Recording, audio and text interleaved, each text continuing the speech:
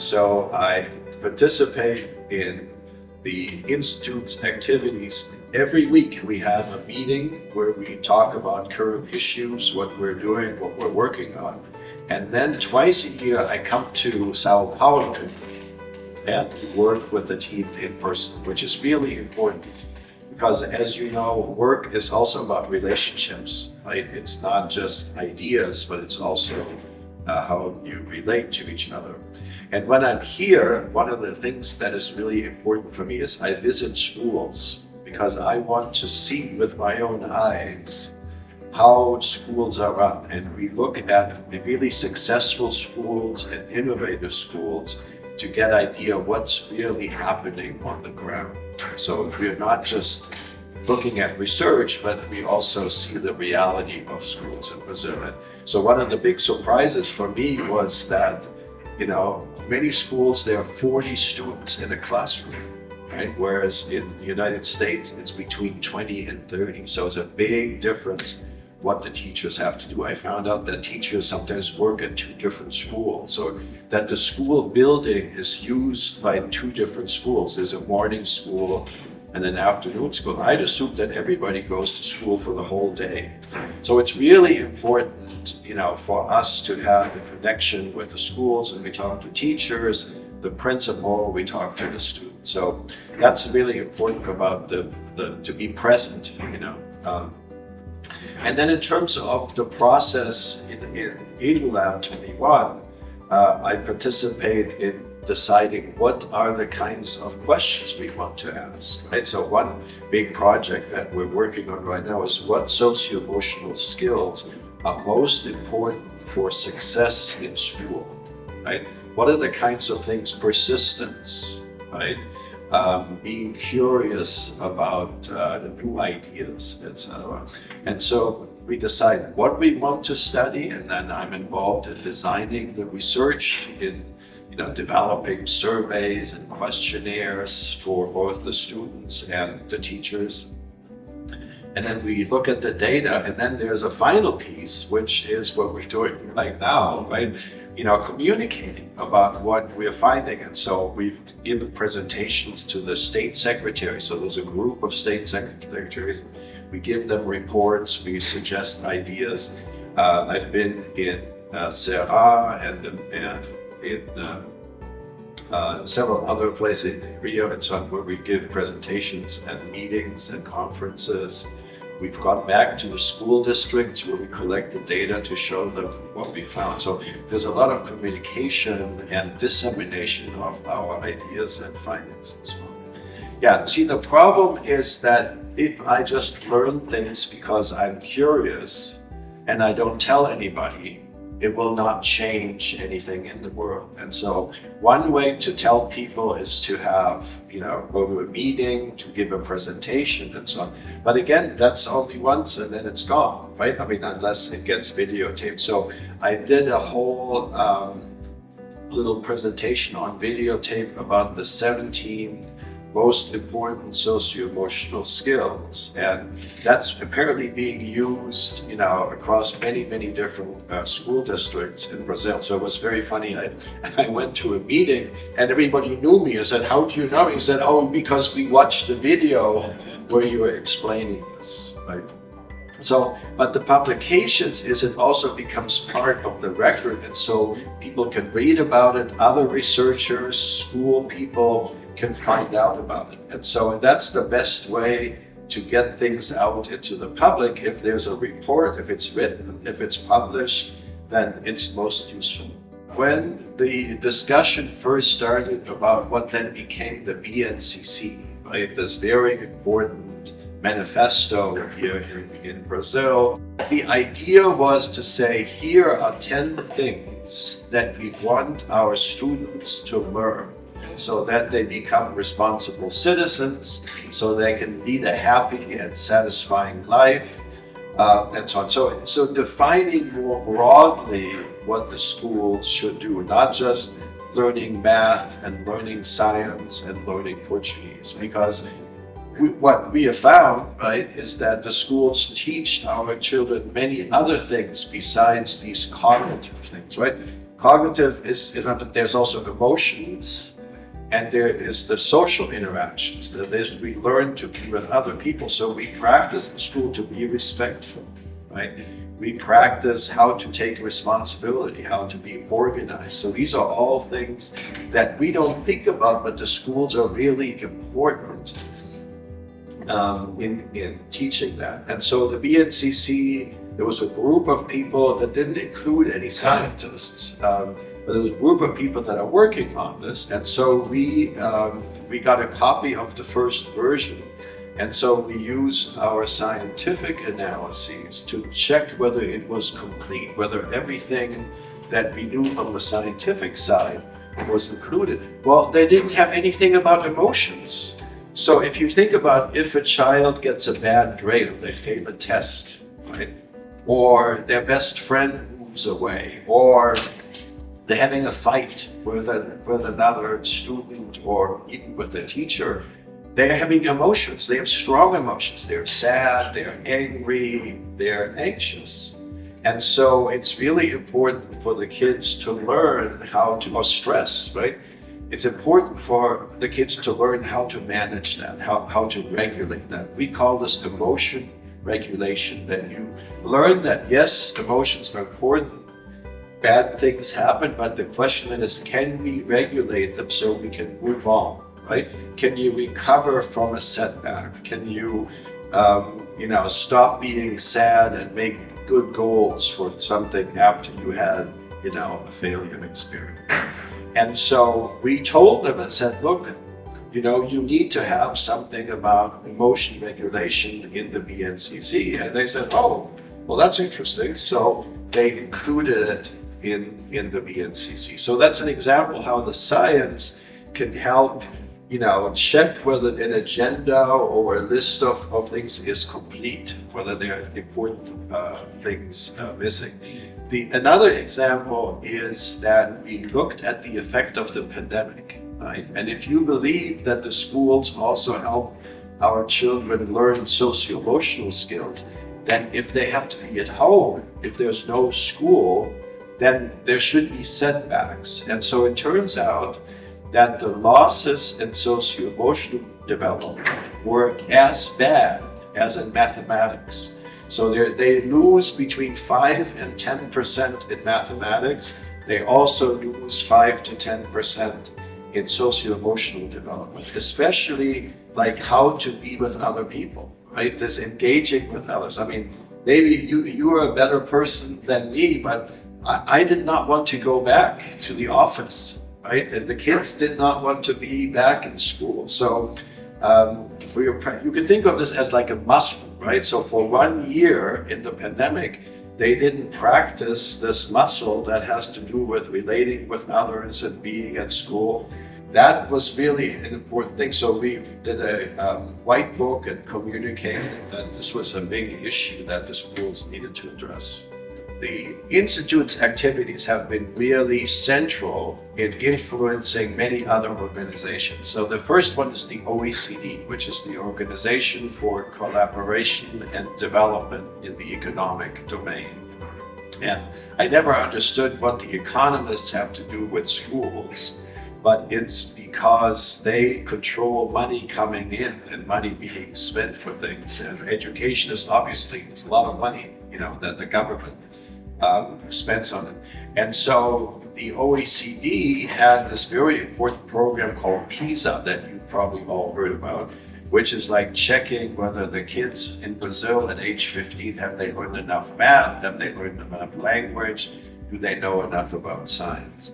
But they did not have anything about socio-emotional learning. And so the Institute and I and the other,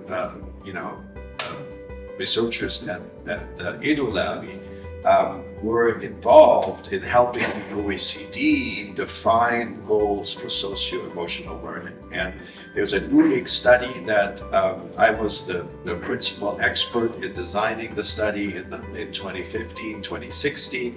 And there's now a big study that the OECD is doing on socio-emotional skills. And they also did this here in Brazil, and the Institute was, centrally involved in helping the OECD collect these data.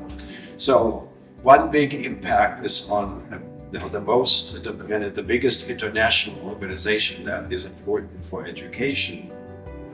There's also some of the work that we've done. We've published in international journals, so there's a lot of impact on researchers and educators in other countries that has done this. And what's probably most important is that most of the research in education and psychology and economics is done in the West, right? It's done in Europe and the United States. And that's a real imbalance. That's terrible because, most people don't live in rich countries, that are industrialized and so on. So, finding out what works and what doesn't work in Brazil is really critical for science to move forward as well. So it's not just here for Brazil, but it's in the international sphere that's really important. There's a famous saying, you can only change things that you can measure, right? In other words, if we can't measure it, then how do we know we're making progress? And so the critical question, first of all, was, can we measure these socio-emotional skills? And when I talk to economists, they said, well, empathy, we think empathy is really important, but we don't know how to measure that. How do you put that in money? How do you put that in dollars or real, right? Well, it's a little more complicated. And so we developed the Senna inventory, which gives us scores on 17 specific socio-emotional skills like responsibility, empathy, social initiative, creative imagination. So all the kinds of things that we are hoping our children will learn and that where the schools can help, we can assess with this instrument. And that was really step one. Were there challenges? Were the big strengths in the students? And then you can set goals, right? And see whether we can make changes. And that really is an important intervention because it teaches the children about these skills, right? That is that it says, what is empathy and why is empathy important? How can it help you to have better relationships with your fellow students, with the teachers? And that's the second thing is this intervention where we teach the kids about these and the kids then work on improving inside the classroom. There's a whole program and it's been implemented in lots of different schools. The teachers really seem to like it and it seems to be, a very positive effect. And then the third thing is a third big thing that we're working on is initially we were just talking about, well, the kids need to learn about empathy and responsibility, but who else? Who is probably the most important person in the kids' lives? It's their teachers, right? And so we are now working on an instrument to measure teacher socio-emotional skills and then an intervention to help the teachers work on their own socio-emotional skills, right? So that if I'm a teacher myself at the university, so if I have empathy for the struggles that my students are going through, it's going to be a more positive relationship, right? If I have better, creative imagination, I can come up with different ways to talk about the subjects in my class. So the idea really is that we need to strengthen and help the teachers, to develop these socio-emotional skills to improve both their teaching, but also their relationship with the children, with the adolescents in their classrooms. And there was one really important finding that we have now been documenting, and that is that the adolescents, when they're in puberty, right, so age 12, 13, 14, 15, is they need to start separating from their parents, right? They eventually need to live by themselves. I don't want my children to live with me when they're 50 years old, right? At some point, they need to move out and have their own families and lead an adult lifestyle. And so this happens between age 12 and 15. And so the kids then actually lose some of these easy skills like empathy. They have less empathy for the adults because they need to criticize the adults. They need to separate from the adults. So it's important for the teachers to know that it's not against them as people, but this is a normal developmental stage that the kids go through when they are starting to separate and develop their own norms and values for themselves. What is the typical, or sometimes we call it normative, development of these socio-emotional skills? And so both we and the OECD have a big project on that. Now, the OECD only studies kids that are 10 and 15 years old. We go all the way 10, 11, 12, all the way to age 18. So we're both working on this together, and here in Sobral, with the new OECD study there, we can actually combine our data and collaborate. So that's very exciting. And this OECD study is also done internationally. So they have a city in America, in the US, and they have a city in Sweden and in different places. So we can compare the results in Brazil to all these other countries. And that's a very exciting project that we're working on. The second thing is establishing which of these socio-emotional skills is important for school success. And so most of the states and cities here in Brazil have a test. There's like a test once a year, right, where they have to do Portuguese and math and maybe science or something. And so the question is, what socio-emotional skills are helpful at doing better in these kinds of exams? So it's a very objective, right, measure, and then we have our socio-emotional skills measures, and we are asking what helps. And there was a lot of idea that kids need to be organized, and keep everything in order, but it really turns out the most important thing is really be, trying hard, and it's called determination in Portuguese, right? You're really striving to do your best. And then the second piece has to do with focus, that you can focus on the task so that, the other kids are doing something funny, you need to still focus on your task and finish it. So this persistence and focus are also really important.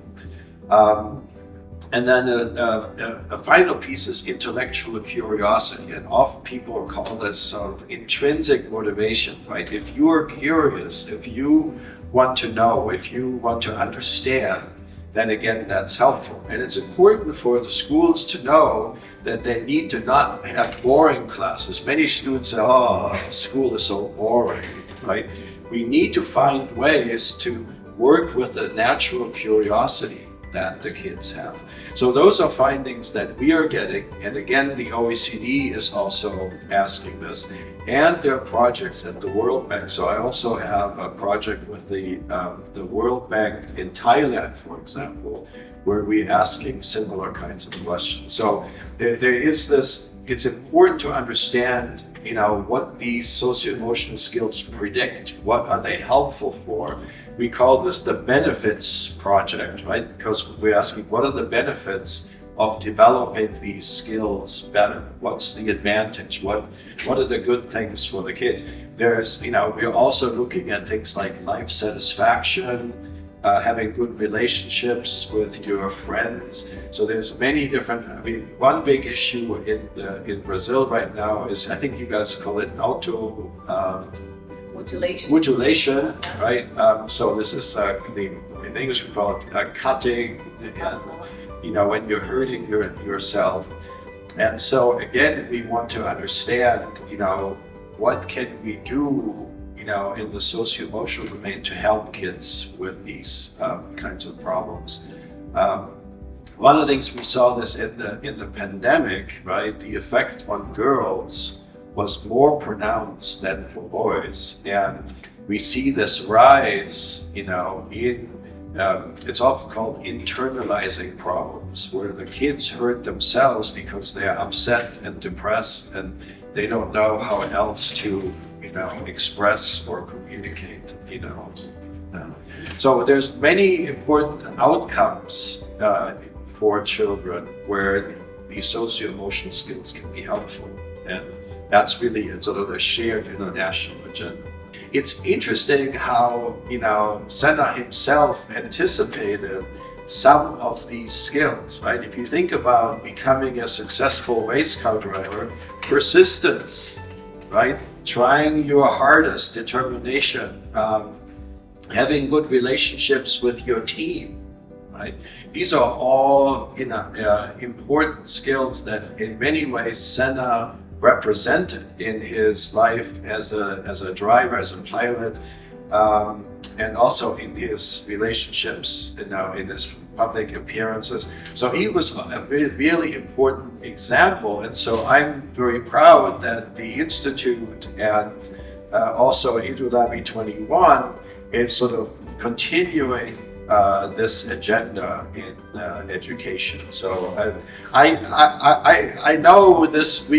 I would not be here if it hadn't been for Ayrton Senna, and I'm always grateful to him that he pushed on these agendas, and that his sister Viviani, founded the Institute to really dedicate the memory of Senna to these important tasks and issues.